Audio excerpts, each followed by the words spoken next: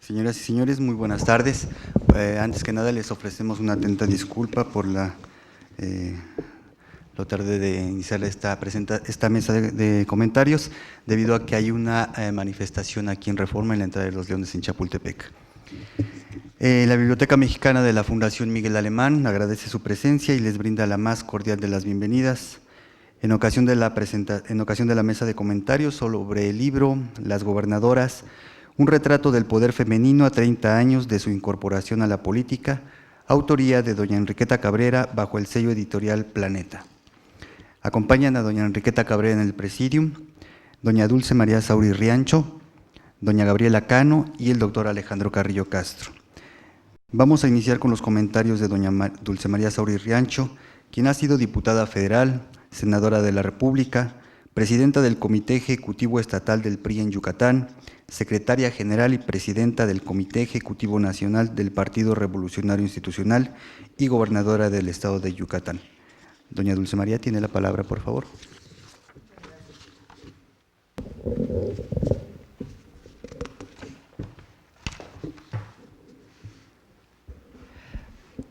Bueno, en primer término, quiero agradecer a la Fundación Miguel Alemán, a Alejandro Carrillo, la posibilidad de venir a comentar este libro escrito por Enriqueta Cabrera, con entrevistas a las 6 mujeres que hemos gobernado 5 entidades federativas del país. Justamente en el gobierno del presidente Miguel Alemán se reconoció el derecho de las mujeres de ser electas a nivel municipal. Hubo de transcurrir el resto de su sexenio y al iniciar el siguiente, cuando finalmente en la Constitución quedó establecido con toda claridad, indubitablemente, el derecho de las mujeres del voto. Pero Las Gobernadoras, un retrato del poder femenino a 30 años de su incorporación a la política, es un libro realizado oportunamente por Enriqueta Cabrera. El calificativo de oportuno está no solo en el reconocimiento documentado de un camino que se inició en 1979 en Colima, sino también en la posibilidad de recoger la que fue, quizá, la postrera participación de Griselda Álvarez, primera gobernadora del país, fallecida el 26 de marzo del año pasado. Medida en el tiempo sexenal, la participación femenina en cargos de titularidad de los poderes de la Unión es relativamente reciente. En 1953, finalmente se estableció en la Constitución el derecho de las mujeres de votar y de ser electas sin restricción alguna. Unos meses después, en 1954, Aurora Jiménez de Palacios llegó al recinto de Donceles como la primera diputada federal. 7 años más tarde, en 1961, María Cristina Salmorán de Tamayo fue designada como la primera mujer ministra de la Suprema Corte de Justicia de la Nación. Sin embargo, el poder ejecutivo a nivel estatal se mantuvo fuera de esa irrupción femenina en los cotos de poder reservados a los hombres. Hubo senadoras desde 1970, pero no fue sino después de 6 legislaturas, contando desde la de 1955, y 2 presidentes de la República, cuando Griselda Álvarez fue postulada como candidata del PRI para gobernar Colima. El periodo 1976-1982 registró 2 hechos de importancia trascendental en la participación de las mujeres en las esferas de toma de decisión del Poder Ejecutivo. Uno, la llegada de Griselda a la candidatura y al gobierno, y el otro, la designación de la primera mujer titular de una secretaría de despacho en el gabinete presidencial en 1980, Rosa Luz Alegría. Entre 1954 y 1982, muchas cosas habían cambiado en nuestro país. El movimiento estudiantil de 1968, con sus jóvenes dirigentes, hombres y mujeres, habría generado dolorosamente el inicio de una amplia transformación. La candidatura única de José López Portillo a la presidencia de la República ante la declinación del PAN y la exclusión de las fuerzas de izquierda fue el catalizador político de una amplia reforma que sentó las bases del pluralismo y la participación de las minorías en el poder legislativo y en los ayuntamientos. Se puede abrir todo, pero no para las mujeres. El reconocido artífice de estos trascendentales cambios fue don Jesús Reyes Heroles, entonces secretario de Gobernación. Representando al presidente López Portillo, Supo abrir cauces a una ley de amnistía a los presos políticos de los movimientos guerrilleros de los inicios de los 70. Pudo auspiciar el reconocimiento legal del Partido Comunista. Logró impulsar los cambios constitucionales para asegurar la integración de la representación proporcional en la Cámara de Diputados y en los ayuntamientos de los municipios mayores de 100,000 habitantes. Sin embargo, ese mismo visionario personaje fue quien rechazó tajantemente la posibilidad de que una mujer fuera gobernadora de un estado. Cito a Griselda Álvarez.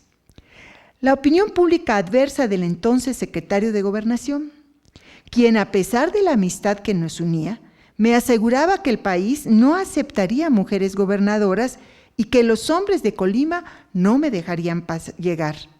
En su oficina, Reyes Heroles me dijo 19 veces no. Las conté. De ese tamaño era su convicción de que el país no estaba maduro para una mujer gobernadora. ¿Qué pasa en el Poder Ejecutivo? ¿Por qué lo que resulta admisible en los otros dos poderes, integrar y compartir responsabilidades entre mujeres y hombres, no lo es cuando se trata del gobierno de un estado o de un país? Adelanto una respuesta. Porque el Ejecutivo es unipersonal. Solo hay un o una titular que puede, de acuerdo a la ley, delegar funciones en quienes son sus subordinados. Pero el ejercicio del cargo y la responsabilidad que conlleva son atribuciones exclusivas de él o de ella. Se trata del núcleo duro del poder político en el sistema presidencialista que todavía opera en México. Por eso las resistencias a admitir la participación de las mujeres es quizá mayor que la de aceptar el triunfo de candidatos de partidos tradicionalmente rivales del PRI antes del 2000 o del partido actualmente en el gobierno. Estas condiciones y rasgos característicos de la cultura política del país son develados en las gobernadoras. Son 6 entrevistas a 6 mujeres que han ocupado la titularidad del Poder Ejecutivo de 5 de las 6 entidades federativas del país. 4 de ellas por elección popular, 2, Rosario Robles y yo, por designación legislativa en calidad de interinas. El periodo de 30 años incluye también 6 administraciones federales y 6 presidentes de la República, uno todavía en ejercicio, así como varios cientos de candidatos en los puestos electorales de las 32 entidades federativas. A cuentagotas y con un esfuerzo mayúsculo, el PRI inició en 1979 la postulación de mujeres candidatas. Ha sido hasta la fecha el partido político que más mujeres ha postulado exitosamente a la gubernatura, 3 de 4 de elección popular. Una mujer, Margarita Ortega, senadora por Baja California, fue la primera persona del entonces partido en el gobierno derrotada en una contienda estatal. Las condiciones de ese proceso merecerían un análisis desde la perspectiva de género, para entender las circunstancias del inicio del final de un ciclo político que culminó con la alternancia en la presidencia de la República 11 años después. Desde 1979 ha habido al menos una gobernadora en ejercicio. Como rasgo anecdótico, a partir de esa fecha, las 6 administraciones federales han trabajado con al menos una mujer gobernando su entidad. Destacan los casos de los presidentes Salinas y Zedillo, en cuyos mandatos se registraron los 2 interinatos femeninos, el mío en Yucatán en 1991 y el de Rosario Robles, electa por la Asamblea Legislativa del Distrito Federal para sustituir a Cuauhtémoc Cárdenas en 1999. Destaco esto porque en esas 2 administraciones, y debido a la relación presidencial con su partido, con el PRI, es destacable que no haya habido ninguna candidata por la vía de elección popular a la gubernatura de una entidad. El libro revela las tensiones internas de los partidos políticos en los procesos de selección de una candidata. Son los 19 no del secretario de Gobernación y la recomendación presidencial a Griselda para hablar con el pueblo, como simbólico visto bueno a su candidatura. Es la clara advertencia de Beatriz Paredes al presidente del CEN del PRI de que ella era joven, solo 32 años, podía esperar, pero que si era postulada candidata a diputada federal en 1985, no cejaría hasta ser gobernadora de Tlaxcala, como sucedió. Son las voces en Zacatecas de los políticos del PRD que advertían de la derrota de la izquierda si postulaban a Amalia García. 26 años después, empleaban los mismos argumentos de entonces, los que aducían de que el pueblo no está listo para tener una gobernadora, y conste, no es nada contra ti. Es la novel senadora que participa en una encuesta interna del PRI, la gana y es postulada candidata en Yucatán, considerado bastión panista hasta entonces. Queda para otro momento la recopilación de experiencias de quienes fueron postuladas y no llegaron a la gubernatura y de quienes aspiraron pero no llegaron a ser postuladas por sus partidos, como Ana Rosa Payán en su segundo intento, cuyo rompimiento con el PAN causó una fractura interna que contribuyó decisivamente a su derrota en Yucatán en el 2007. O el caso más reciente de Adriana Dávila en Tlaxcala, postulada por el PAN, partido gobernante en ese estado, quien perdió la elección el pasado 4 de julio. ¿Qué tanto pesó su condición de género en los obstáculos y problemas que enfrentaron en su lucha por la candidatura al interior de su partido? ¿Influyó el hecho de ser mujer, políticamente aislada de las principales corrientes de Baja California y por tanto vulnerable frente a un candidato panista con el apoyo no solo de su dirigencia nacional, sino también de un acuerdo entre esta y el naciente gobierno de Carlos Salinas de Gortari? Acceso de las mujeres al poder vía gobernaturas. Estas reflexiones nos conducen al punto central del debate en relación al acceso de las mujeres al poder, si entendemos como la capacidad de ser candidatas y triunfar en los comicios electorales. Son los partidos políticos la vía única para lograr una postulación con posibilidades de éxito. No solo se trata de una cuestión legal, también tiene que ver con las condiciones y la infraestructura de dinero, redes de organización disponible para competir en condiciones de ganar. Hemos presenciado a lo largo de los años cómo las mujeres son las que abren brecha, roturan el camino de las fuerzas políticas que pretenden obtener su registro. Así, encontramos la candidatura a la presidencia de la República de Cecilia Soto, ciudadana que fue postulada por el Partido del Trabajo. No ganó, pero el partido que la postuló obtuvo registro y 10 diputados federales, todos hombres, en 1994. O la más reciente de Patricia Mercado, quien también logró registro para su partido, aunque a la postre ella haya sido marginada de la misma organización que contribuyó a conformar. La elección federal de 2009 trajo consigo fantasmas de discriminación, de violencia de género por razones políticas encarnadas en la figura de las Juanitas. Postuladas para cumplir la cuota de género que la ley mandata para todos los partidos, cumplieron formalmente con sus suplentes hombres, esposos, hijos, cuñados y jefes, listos para hacerse propietarios en cuanto quedara integrada la legislatura. Tuvieron obstáculos que llevó solo el primer periodo de sesiones remover. Para diciembre de 2009, prácticamente todos los suplentes masculinos habían tomado posesión de sus curules. La discriminación y exclusión de la política por la condición de género existe todavía, quizá con mayor fuerza en donde se trata de aplicar medidas de acción afirmativa o en los estados, donde aparenta haber una mayor resistencia a la participación femenina en las presidencias municipales y en los propios congresos locales. El problema principal para el acceso de las mujeres a las gubernaturas. Pero el problema principal radica en los partidos, no en los más pequeños o en busca de lograr su registro que, como he comentado, han obtenido importantes logros abriendo la participación a las mujeres.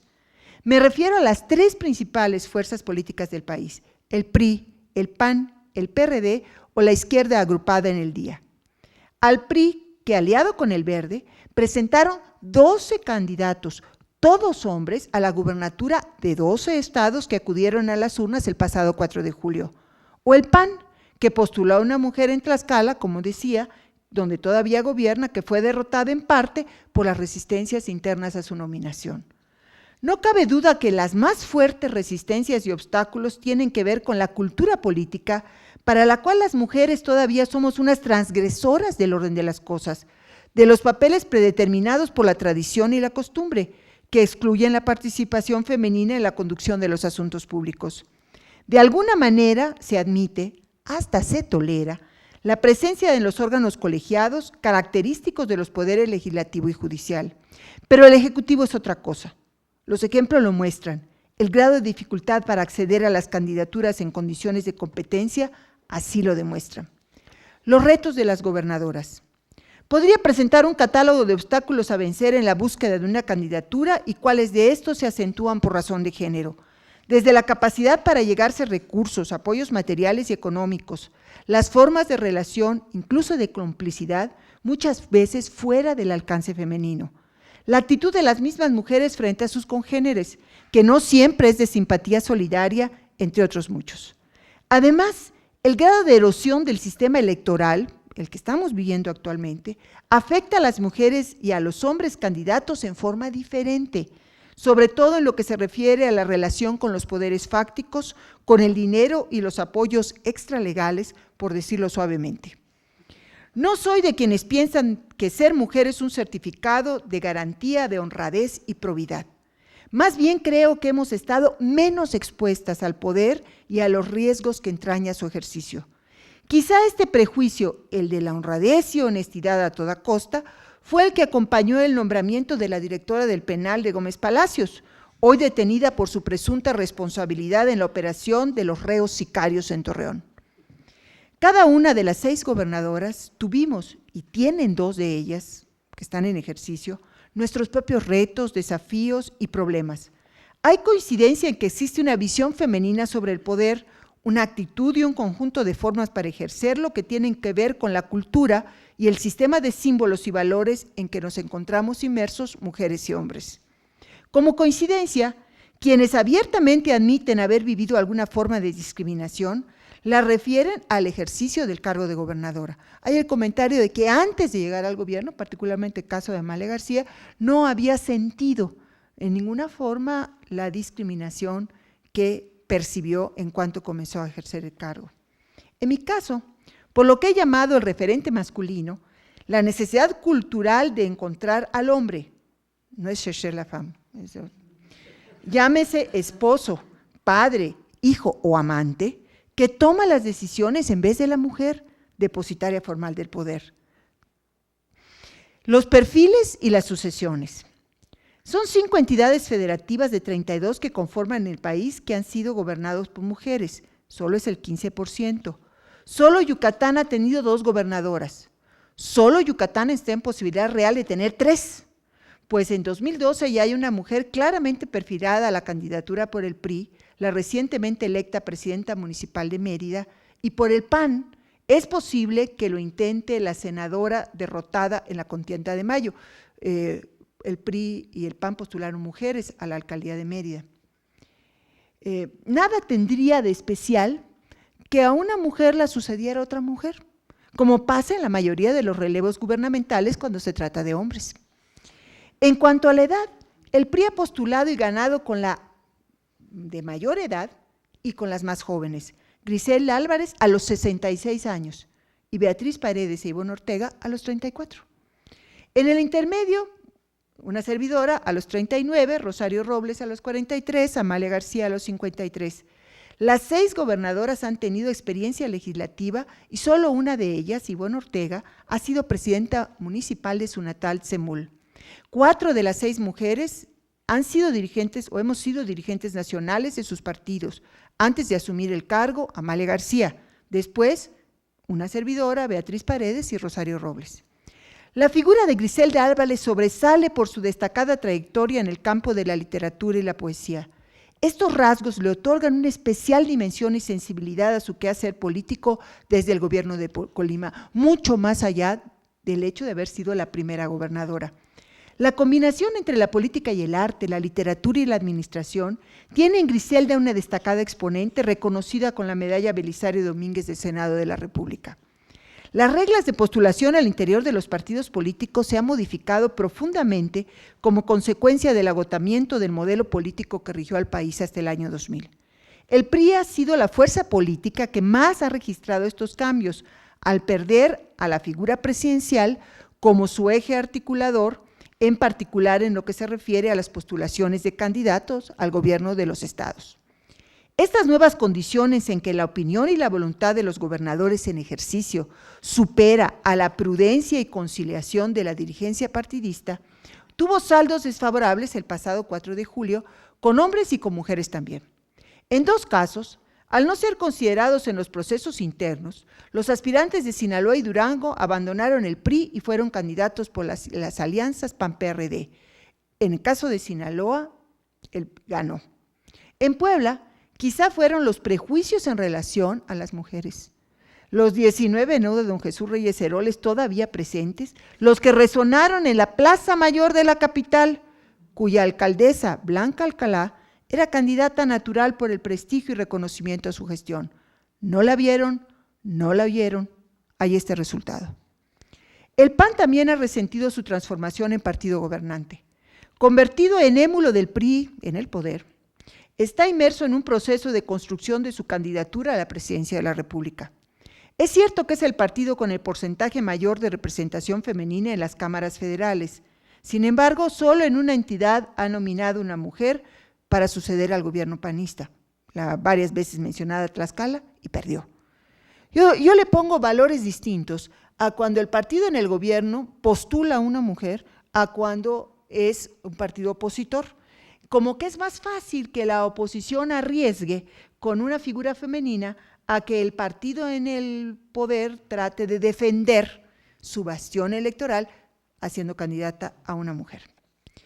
El PRD pierde a su única mujer gobernadora con la conclusión del mandato de Amalia García el próximo septiembre. Su partido fue derrotado por el PRI con un candidato que abandonó las filas perredistas, signos de los tiempos. Es posible que postule a una legisladora para Baja California Sur, estado que gobierna desde 1999. Las alianzas electorales postularon una mujer en Hidalgo, a Xóchitl Gálvez. Ciudadana sin partido político tuvo que adoptar las siglas de estos para poder participar. Si prospera en la reforma política el cambio a las rígidas reglas de participación electoral a través de los partidos, es posible que haya más mujeres candidatas en la alternativa ciudadana con posibilidades de triunfar. Las perspectivas de 2011. Si observamos la conducta de los partidos gobernantes en las entidades federativas cuando se trata de procesos internos para seleccionar candidaturas al gobierno del Estado, encontraremos que es difícil que elijan, lo que les comentaba, que arriesguen con una mujer, prefieren hombres. Ya lo vimos en 2010. No será difícil imaginar lo que sucederá en 2011 con la renovación de los gobiernos de Baja California Sur, Guerrero y Michoacán, que son estados gobernados actualmente por el PRD, o Nayarit, Estado de México y Coahuila, gobernados por el PRI. Excepto Baja California Sur, en donde se perfilan 2 legisladoras por el gobernante PRD y su adversario el PRI, y en Nayarit, con una aguerrida líder campesina del partido en el gobierno, el PRI, en el radar partidista hay poca disposición a considerar a las mujeres como prospectos viables. No puedo dejar de mencionar el Estado de México. Por una parte, la posibilidad de la constitución de una alianza electoral PAN-PRD parece excluir de entrada a 2 mujeres destacadas en sus respectivos partidos. Me refiero a Josefina Vázquez Mota y a Yelko Polemski, diputada y senadora respectivamente.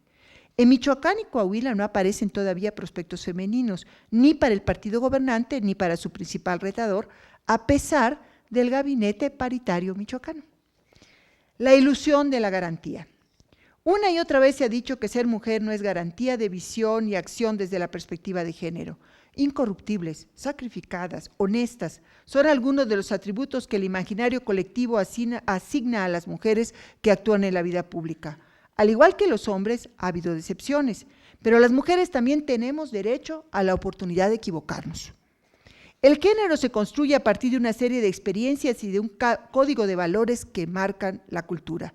Las mujeres gobernantes tienen condiciones para desarrollar esa capacidad e introducir una agenda que propicie la igualdad y combata cualquier forma de discriminación o desventaja. La bíblica distinción entre la cizaña y el trigo es válida en la política.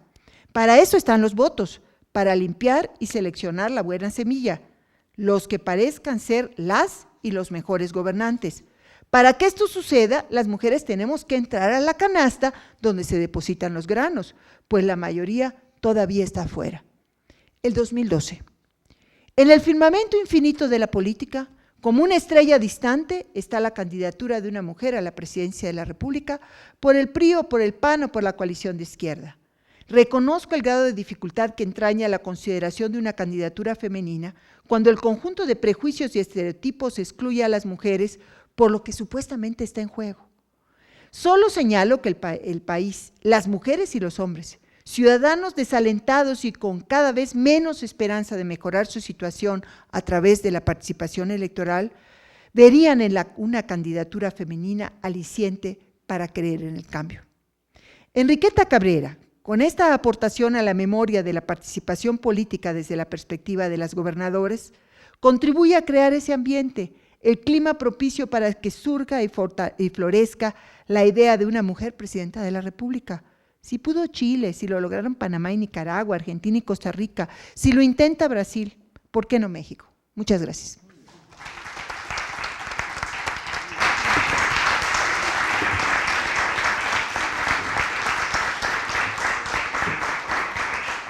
Muchas gracias, doña Dulce María Sauri. A continuación, la doctora Gabriela Cano obtuvo el doctorado en Historia por la UNAM, se desempeña actualmente como profesora investigadora en el Colegio de México y como profesora en la Facultad de Filosofía y Letras de la Universidad Nacional Autónoma de México. Es coautora y coeditora de Género, Poder y Política en el México Posrevolucionario, 2009, e Historia de las Mujeres en España y América Latina, 2006.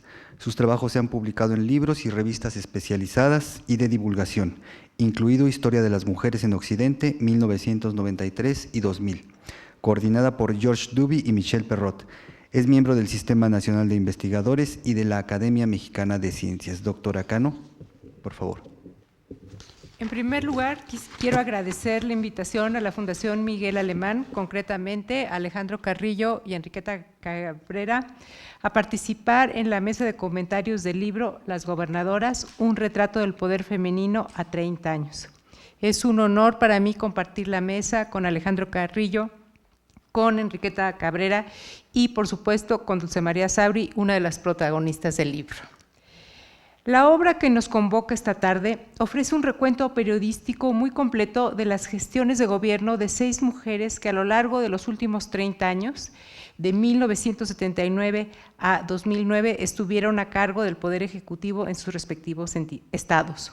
Sus nombres y las entidades son bien conocidas, pero no está de más recordarlas. Se trata de Griselda Álvarez, gobernadora de Colima, Beatriz Paredes de Tlaxcala, Dulce María Sauri de Yucatán, Rosario Robles del Distrito Federal, Amalia García de Zacatecas e Ivonne Ortega de Yucatán.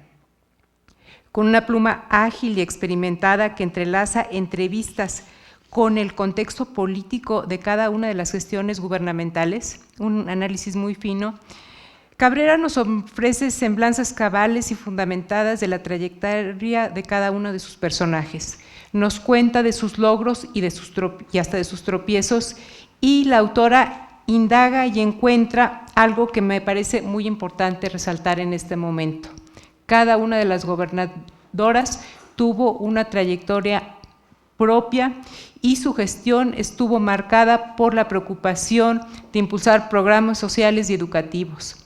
Todas ellas, las 6, fueron sensibles a las necesidades particulares de las mujeres en la sociedad.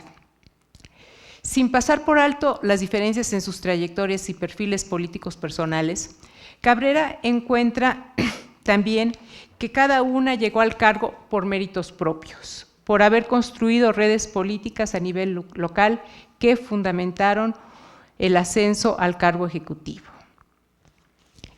Las vidas de las gobernadoras mexicanas que se tratan en este libro recorren un larguísimo trecho de la historia de México. La decana, doña Griselda Álvarez, nació en el año de 1913, en plena Revolución Mexicana. La más joven, Ivonne Ortega, nació apenas en 1972, en plena efervescencia contracultural, un periodo de auge de la rebeldía juvenil y del feminismo, una atmósfera cultural que tiene como antecedente al movimiento estudiantil de 68.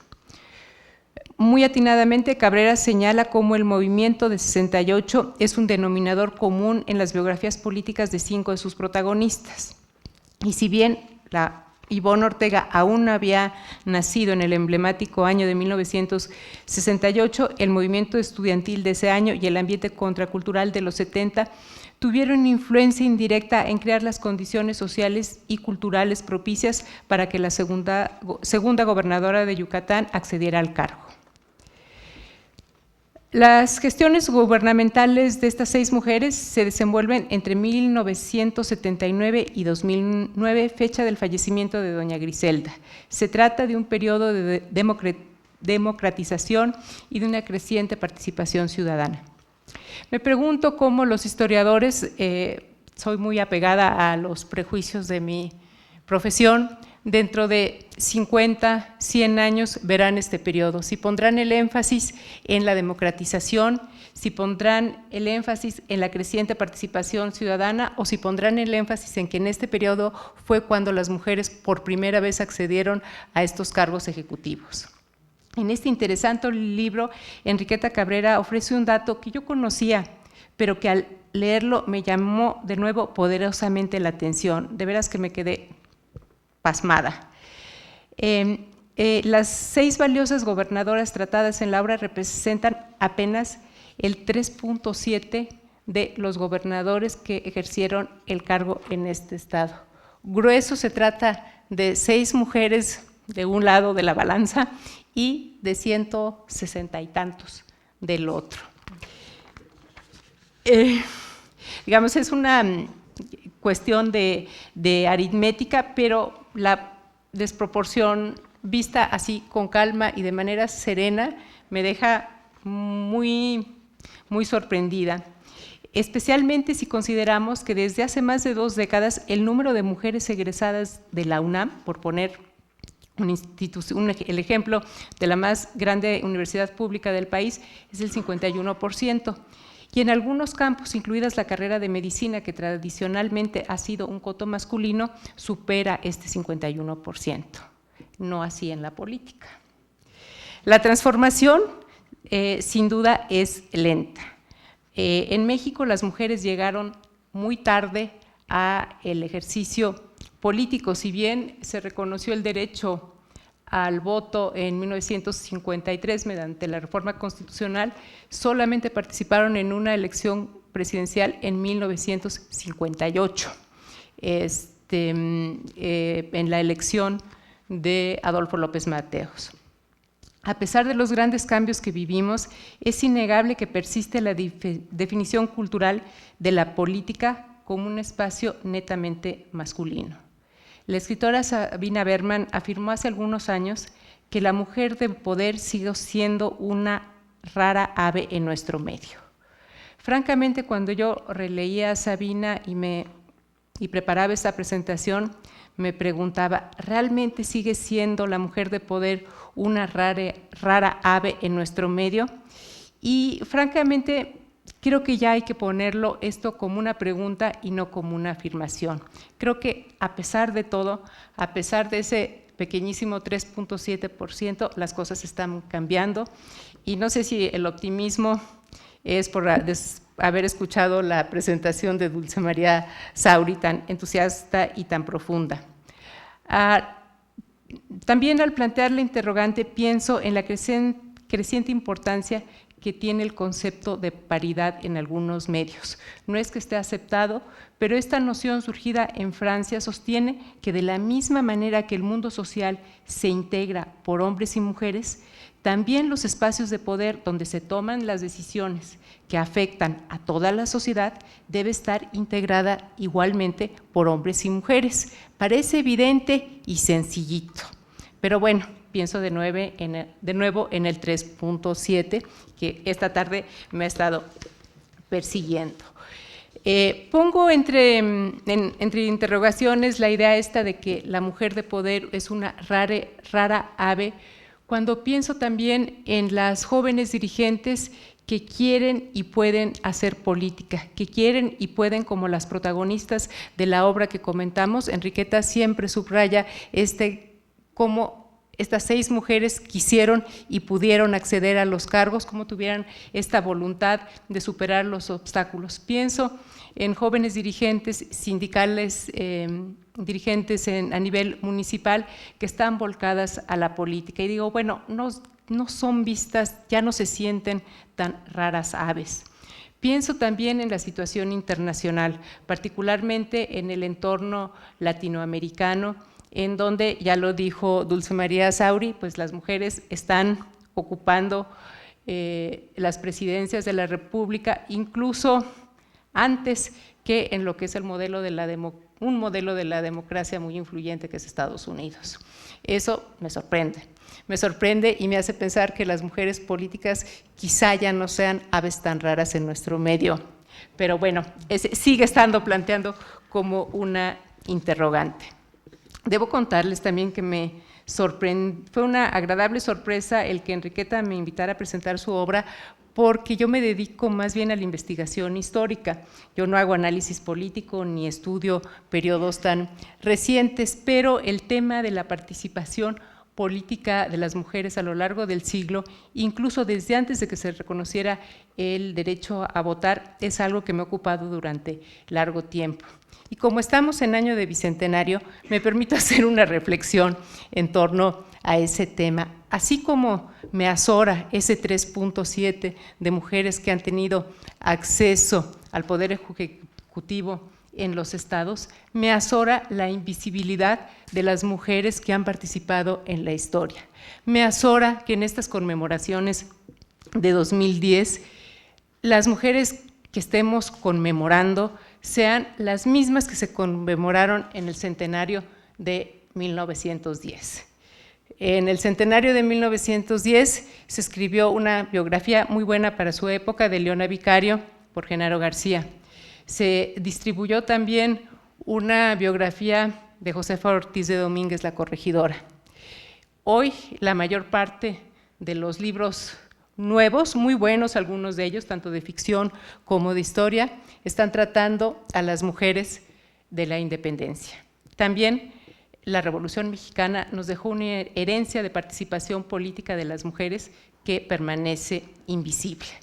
Y como estamos hablando de mujeres políticas, voy a referirme a tres circunstancias, tres candidatas que yo creo que merecen ser recordadas, que amplían nuestra reflexión sobre la dificultad de las mujeres para acceder al poder. Una de ellas es Ermila Galindo, quien fue colaboradora de confianza de Venustiano Carranza. Este aspecto de su vida es un poco conocido, aunque no mucho. Pero lo que quiero destacar es que en marzo de 1917, después de que se firmó la Constitución, doña Ermina lanzó su candidatura a una diputación por el Distrito Federal. La Constitución, lo sabemos, no establece que sea el requisito de ser hombre para acceder a los puestos. Eso lo estableció el Reglamento Electoral de 1918. El promotor de esto fue Félix Pallavicini, que él estuvo en una de las comisiones del Congreso Constituyente donde se discutió precisamente el sufragio femenino por iniciativa de Elena Arizmendi. El tema no llegó al Pleno, sino se quedó en la Comisión de Puntos Constitucionales, perdón, no Elena Arizmendi, Ermila Galindo. Esto no llegó al Pleno y Pallavicini ahí manifestó su preocupación de que si no se hacía explícito que era necesario ser de sexo masculino para contender en elecciones, pues se iban a organizar como estaba ocurriendo en Estados Unidos. Y pues sí, sucedió. Doña Ermila fue postulada por el Partido Feminista por un distrito electoral del Distrito Federal y bueno, perdió su candidatura. Hay otras dos candidatas que a mí me parecen particularmente interesantes que no quedaron en los años previos al reconocimiento del derecho al sufragio. Una de ellas es Elvia Carrillo Puerto, que después del fracaso del asesinato de su hermano en Yucatán, se estableció en San Luis Potosí y lanzó una candidatura también que no fue reconocida. El otro caso es Refugio García, dirigente comunista, que también lanzó su candidatura. De hecho, el PNR sí la reconoció parcialmente por algún corto tiempo, pero luego dijeron, bueno, siempre no, porque todavía no estamos listos para que haya mujeres candidatas. Sí hay razón, es una razón de justicia el sufragio femenino, pero el país todavía no está listo. Este argumento me sonaba muy conocido ahora que lo mencionaba Dulce María Sauri con respecto a la posibilidad de que las mujeres puedan acceder a la candidatura presidencial. Sí, es muy bueno, es una cuestión de justicia, es correcto, pero no estamos preparados. Los partidos. Los partidos. La sociedad mexicana. El argumento creo que es ese, ¿no? O sea, ustedes no pueden, porque, y también ese era el argumento de los partidos en los años 20 y 30. No, el país no está listo. El PNR sí, por supuesto, se manifestaba por la igualdad de derechos políticos de las mujeres, pero todavía no. Al ratito. Reitero el agradecimiento a participar en esta mesa. Ha sido un gusto compartir con ustedes esta tarde. Muchas gracias.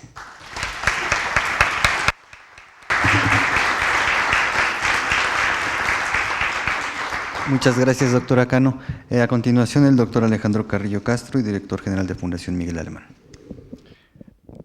Primero que nada, ofrecer una disculpa a los asistentes, a las asistentes y a los asistentes, porque no estaba previsto originalmente que hiciéramos este comentario, pero hay 2 o 3 personas a las que no les puedo decir que no.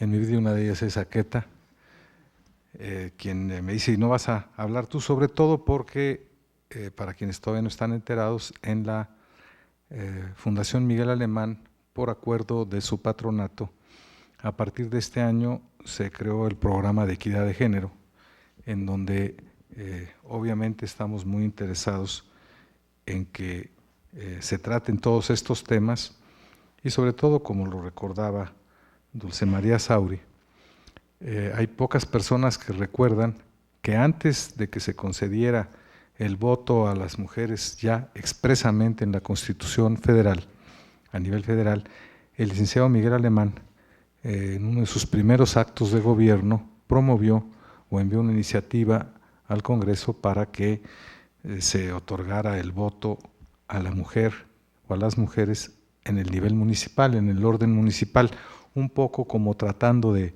demostrar que no pasaban las cosas que se temían tanto. Y claro, esto ha pasado muchas veces inadvertido, porque se tiende a recordar cuando efectivamente se otorga ya el voto universal a las mujeres, y no se recuerdan, como bien nos lo señala Gabriela Cano, los prolegómenos o los ensayos previos, particularmente de doña Hermila Galindo, que tengo entendido trabajaba como asistente o secretaria de don Venustiano Carranza, o era una gente muy cercana a él, hasta donde yo tengo entendido, y alguna vez le increpó que por qué no se apoyaba de manera más abierta la participación de las políticas, de las mujeres en la política mexicana. No me puedo negar a hacer comentarios al estupendo libro de Enriqueta, sobre todo porque en él se hace referencia a personas muy queridas para mí, con las que he tenido el privilegio de colaborar y he tenido el privilegio de que hayan aceptado, como en el caso de doña Griselda, incluso colaborar con un servidor. El caso, por ejemplo, de doña Griselda, que ya habiendo sido gobernadora de Colima, cuando fui designado delegado en Cuauhtémoc, la invité a que me hiciera el enorme honor de aceptar ser subdelegada en el centro histórico. Y doña Griselda, con esa generosidad y con esa extraordinaria calidad humana que la caracterizó toda su vida, aceptó ser subdelegada, habiendo sido la primera gobernadora en nuestro país. Y me dejó muchísimas enseñanzas, porque la cercanía que teníamos para discutir los asuntos de gobierno que le competían, me hablaba de una persona que, si bien como aquí se recuerda, fue gobernadora a los 60 y tantos años, tenía una frescura de mente envidiable. Hasta sus últimos días, que tuvimos el privilegio de charlar con ella, seguía recordándonos cosas muy importantes. Un día amén de que está recogido sin duda en el libro, esta forma tan absurda que teníamos todavía de manifestar este sentido machista, de no permitir que las mujeres tuvieran las mismas oportunidades, a pesar de que ya estaba planteado en la Constitución desde 1974, la igualdad jurídica de hombres y mujeres. Al día siguiente que tomó posesión, doña Griselda Álvarez apareció en la estatua del rey Colimán, ahí en Colima, un mandil en la estatua para señalar que ya se habían vuelto unos mandilones los colimotas. Esto me lo contaba doña Griselda y dijo, bueno, fue la primera cosa que tenía yo que demostrarme y demostrarles a mis connacionales y a mis compatriotas del estado de Colima.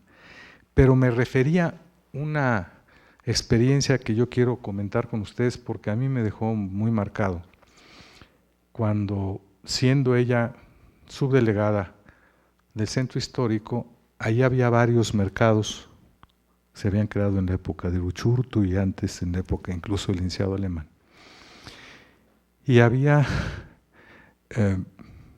lo que entonces se llamaban guarderías, ahora estancias infantiles, y ella quiso establecer un programa similar al que estableció cuando fue gobernadora, que había una gran cantidad de sexoservidoras muy organizadas ahí en la delegación Cuauhtémoc. La primera manifestación que yo tuve cuando fui designado delegado fue precisamente una manifestación de sexoservidoras que iban a hacer los planteamientos sobre la posibilidad de regular lo que ellas consideraban precisamente un trabajo y un servicio que merecía ser regulado como tal. Y doña Griselda me dijo, yo voy a abanderar estas peticiones, pero yo le quiero pedir, jefe, porque era muy linda, me decía jefe, yo le decía jefa, obviamente, para evitar este tipo de cosas. Y me dijo, mire, yo le quiero proponer un programa similar al que establecí en Colima. Cuando estaba Cuauhtémoc Cárdenas de gobernador, recordando quizá que en la época en que su padre fue gobernador, muy joven, allá en Michoacán, que por cierto hay una ley de esa época que es verdaderamente grotesca, se prohíbe la prostitución en Michoacán, en esa ley de 1930 y tantos, y se define a la prostitución como el comercio sexual que practica una mujer, cobre o no cobre. Esto es muy parecido a la ley del caso de Santana. Y entonces me contaba doña Griselda que al establecerse esa prohibición en Michoacán, pues hubo una derrama, me decía ella, de sexoservidoras que se fueron al estado de Colima, y entonces ante ese exceso de población de sexoservidoras, a ella se le ocurrió que por qué no les daba la oportunidad de ofrecerles una beca para que durante 6 o 7 meses se prepararan para formar cuerpos policíacos y pudieran servir a la comunidad en calidad de cuerpos de policía. Y me comentaba, porque ella me propuso que hiciéramos lo mismo en la delegación Cuauhtémoc, yo le dije que sí, me parecía que era una idea, si había funcionado bien en Colima, ¿por qué no? La cara que puso el general, que era secretario de la policía en el departamento del Distrito Federal, bueno, todavía la recuerdo.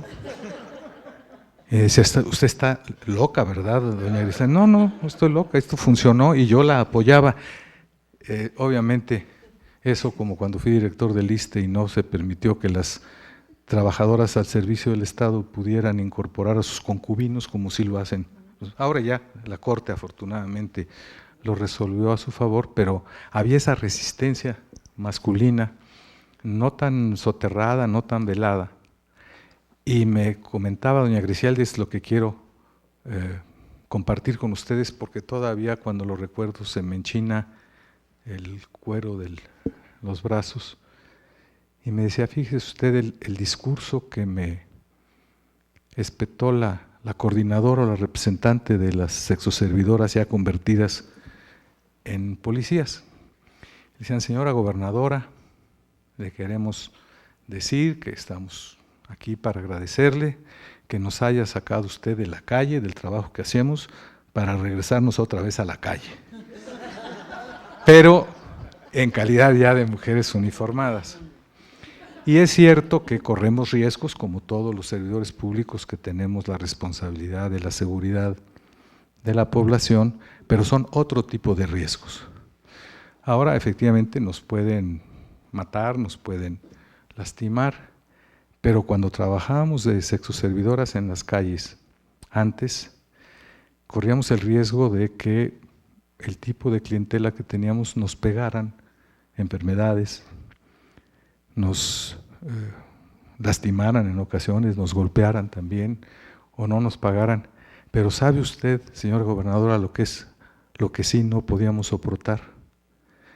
Cuando nuestros clientes nos pegaban su tristeza, porque esa se nos quedaba pegada en el cuerpo por semanas enteras. Eso es algo que habla de quién era doña Griselda, porque lo recordaba con verdadero dolor y lo transmitía como una gran enseñanza humanística. Y yo tuve siempre el privilegio de platicar con mi jefa, como nos decíamos mutuamente, y cuando tuvo la generosidad, al presentarse la primera edición del Dragón y el del Unicornio allá en Bellas Artes, ella hablaba de que era un himno a la mujer y que yo era el primer feminista, y yo siempre le decía que yo no era feminista, que era género equidista, porque aunque ella sí me decía que era el primer feminista, yo le decía que no íbamos a resolver los problemas de la equidad de género si nos íbamos de un extremo al otro, que teníamos que buscar de alguna manera la equidad de género. Pero siempre tuve la posibilidad de aprender todos los días de esa extraordinaria mujer que fue la primera gobernadora de nuestro país, que siguió siendo un ejemplo de servidora pública y de mujer y de intelectual en nuestro país. Tuve también la oportunidad de conocer muy de cerca a Amalia García, porque en la época en que ella era secretaria de Asuntos Internacionales del PRD y yo era secretario de Asuntos Internacionales del PRI, cuando era presidenta precisamente de nuestro partido, María de los Ángeles Moreno, y era secretario de Asuntos Internacionales del PAN, Felipe Calderón. Ahí fue cuando me di cuenta de que yo había llegado a mi nivel de incompetencia, porque obviamente una acabó siendo gobernadora de su estado y otro presidente de la República, entonces yo entendí que mi nivel de incompetencia era el de haber llegado a ser secretario de Asuntos Internacionales del partido. Pero la verdad es que tuve oportunidad de trabajar muy de cerca también con Beatriz Paredes, y quiero reconocerlo aquí, cuando alguien me decía: pero tú hablas mucho de equidad de género, ¿y tú has trabajado con mujeres alguna vez? Y dije: sí. Cuando estaba yo de embajador ante la OEA, y ya estaba yo ratificado por el presidente Zedillo, me invitó María de los Ángeles Moreno a que me viniera a ser presidente secretario de Asuntos Internacionales, y les explicaba yo a mis amigos: yo tengo la obligación de demostrar que de lo que hablo soy un convencido. Así es que me vine a trabajar al partido en el comité ejecutivo, y tuve la enorme suerte y el enorme privilegio de que cuando Dulce María fue presidenta del PRI, me volvió a convocar. Hay una tendencia a equivocarse en las presidentes del partido, llamando cuadros que no somos muy calificados. Ya sabía yo que ya había llegado a mi nivel de incompetencia, pero la generosidad de Dulce María como presidenta del partido nos invitó a ocuparnos precisamente de un tema que hoy está de moda, que es la atención de las comunidades mexicanas en el extranjero. Ya desde entonces Dulce María tenía una idea muy clara de la importancia que esto iba a tener. Y finalmente, cuando tuve la oportunidad en la Secretaría de Gobernación de ocuparme de la Coordinación General, que era un equivalente a una Secretaría de Comunicación Social del Gobierno Federal, me encontré con que la directora del Periódico Nacional era nada más y nada menos que Queta Cabrera, con quien fue una delicia verdaderamente no solo platicar todos los días que teníamos acuerdos, era el periódico que llevaba la vocería del gobierno, posición muy difícil que Queta lo supo hacer extraordinariamente bien. Y por eso les confieso que para mí comentar los textos que recoge de manera ya tradicionalmente inteligente Enriqueta en este libro, me parece que es fundamental para que efectivamente aprendamos que todavía nos falta muchísimo por avanzar, como dice Gabriela Cano. Si queremos ser optimistas, pues sí, de 0 a 3%, pues hay es con el optimismo con el que nuestro exsecretario de Hacienda y hoy presidente o gobernador del Banco de México habla de catarritos cuando son debacles internacionales en la economía. Sí podemos ser muy optimistas, pero la verdad es que no debemos ser ni optimistas, nos faltan muchas cosas. Hoy comentaba yo con una querida amiga que platicábamos sobre el hecho de que cuando en México se celebra el Año Internacional de la Mujer por primera vez en 1974, estábamos todos muy orgullosos que se iba a conmemorar aquí en México por parte de la ONU, y entonces el gobierno, para mi sorpresa, el gobierno del licenciado Echeverría, nos convocó y dijo, es que las mujeres no se pueden poner de acuerdo, así es que va a presidir la comisión de los festejos un hombre, Pedro Ojeda Paullado, muy amigo nuestro, pero ahí estábamos demostrando que todavía no creemos en serio en esa posibilidad. Yo quiero celebrar nuevamente, por una parte, el libro de Enriqueta, ya nos tiene acostumbrados a esa estupenda pluma con la que esta extraordinaria periodista que ha sido toda su vida Enriqueta, pero sobre todo me quiero felicitar por haber sido testigo en esta ocasión de ese extraordinario análisis que nos regaló y nos obsequió Dulce María Sauri. Yo me sigo sintiendo muy orgulloso, Dulce María, de haber sido tu colaborador cuando estabas al frente del partido. Sigo pensando que eres una extraordinaria política mexicana. Seguimos esperando muchas cosas de ti, pero aquí simplemente quiero agradecerte que hayas sido tan generosa de venir a compartir con nosotros este serio, visionario y muy objetivo análisis de cómo están las cosas en el país. Y aprender de Gabriela Cano también, que cuando escribimos Charlas de Café con Venustiano Carranza hubo una omisión que vamos a corregir, si es que algún día se hace una segunda edición. Y recordar que don Félix F. Pallavicini, bueno, pues tenía cosas muy interesantes que aportar, y que es otro de los personajes que también, por haber estado muy ligado a Carranza frente a lo que era el grupo de jóvenes más radicales, nos hemos olvidado de que daba una pelea en este sentido, pues que en esa época era muy visionaria.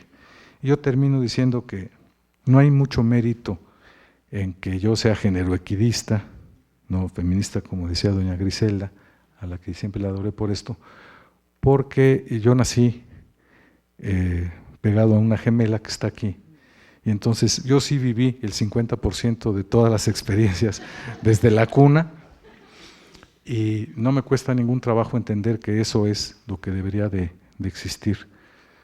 Y así nos trataron mis padres, me enseñaron que las mujeres y los hombres deberíamos ser iguales. Hubo algún momento en donde yo le critiqué a mi madre que en su discurso género-equidista no era tan correcta, porque un día que mi hermana me agredió porque le quité su sonaja o alguna cosa así, y le contesté en la misma moneda con la que ella me pedía. Mi madre dijo, en esta casa a las mujeres no se les toca ni con el pétalo de una rosa.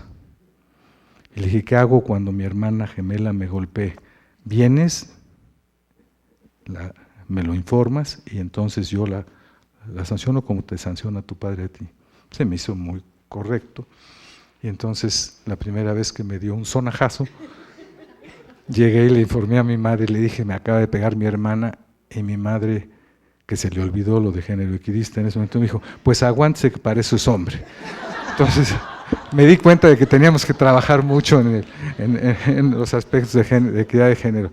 Dicho lo anterior, simplemente quiero nuevamente felicitar y agradecer a Queta Cabrera que nos haya permitido en esta ocasión presentar su estupendo trabajo sobre las gobernadoras en México, que lo vamos a tomar muy en cuenta dentro del programa de equidad de género aquí en la Fundación Miguel Alemán, y nuevamente agradecerle a Gabriela Cano que nos haya participado sus puntos de vista sobre el libro, y nuevamente a Dulce María Sauri, seguirte agradeciendo haber tenido la posibilidad y la oportunidad de saber lo que es trabajar bajo la coordinación y la dirección de una gran mujer. Muchas gracias.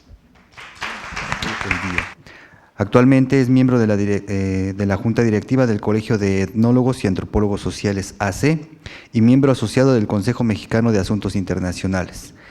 Es directora del Museo Nacional de las Intervenciones del Instituto Nacional de Antropología e Historia. Doña Enriqueta Cabrera tiene la palabra. Muchas gracias. Bueno, en primer lugar quisiera agradecer muchísimo a Dulce María Sauri y a Gabriela Cano por su compañía, por sus intervenciones, por su solidaridad y sobre todo por su análisis siempre atinado sobre estos temas. Es un enorme gusto reencontrarnos en este espacio. Muchas gracias también a Alejandro Carrillo por los comentarios y bueno, pues por todas las cosas que hemos hecho y que espero que sigamos haciendo juntos en adelante. Y bueno, pues mi agradecimiento y mi reconocimiento también a la Fundación Miguel Alemán, y enhorabuena que está estableciendo este programa de equidad de género. Creo que todo lo que se haga en este sentido pues es importante, es más importante hoy todavía, porque de alguna manera estamos viviendo una etapa de retrocesos, de involuciones, de conservadurismo, o sea, lo que sucedió con las Juanitas, que ya mencionaba Dulce María Sauri, pues es un asunto muy grave porque tiene que ver con las cosas que están haciendo y con las visiones que están teniendo los partidos en cuanto al acceso de las mujeres al poder legislativo específicamente en este caso, ¿no? Yo quisiera platicarles un poco cómo fue que se me ocurrió escribir este libro, ¿no?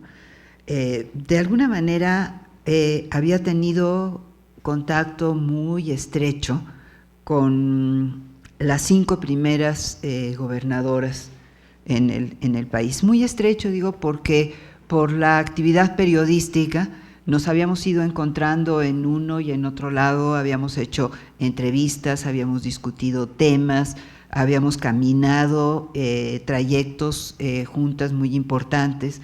En el caso de Dulce María Sauri, por ejemplo, cuando yo era directora del periódico El Nacional, ella estaba al frente del programa, ¿cómo se llamaba? El programa de la mujer, Nacional de la Mujer, lo que hoy es exactamente el Instituto Nacional de las Mujeres. Y bueno, pues construimos ahí espacios comunes, hicimos un suplemento que se llamaba XX y que salía mensualmente sobre temas de género, pero además lo más interesante de esto fue que se derribaron todas las barreras partidarias y participaban mujeres de todos los partidos y todas con una actitud muy solidaria, muy de contribuir al análisis de los temas, de aportar a las cosas y de sentir que en el terreno de la equidad de género estábamos todas en el mismo barco. Entonces fue una experiencia, yo creo que muy interesante, muy importante.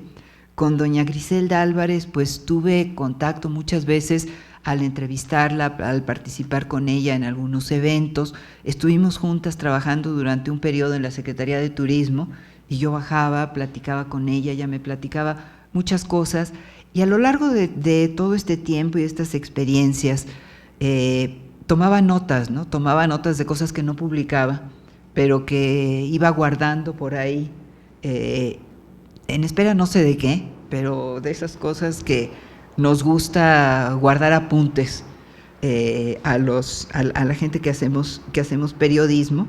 Y bueno, lo mismo con Beatriz Paredes, lo mismo con Amalia García, en distintas épocas, cuando fue senadora, cuando estuvo al frente del partido, etcétera. Lo mismo con Rosario Robles, incluso desde un periodo anterior a su participación dentro del PRD, antes de la formación del PRD, y así se fue armando una especie como de rompecabezas en las que las cuestiones políticas, las cuestiones del día a día se iban publicando y otras cuestiones se iban guardando en apuntes o en el disco duro, ¿no? Y después dije, bueno, realmente he estado durante muchos años, más de 20 años, en un mirador privilegiado para ver y para entender la participación de las mujeres y para vivirla también, en cierta forma, en el día a día. Y entonces empecé a reunir todas estas cosas y después a retomar y hacer entrevistas. Dulce María fue muy generosa, me acuerdo que en Mérida nos echamos como 9 o 10 horas de plática, de grabación, de entrevistas, etcétera, para acabar de armar todo este panorama.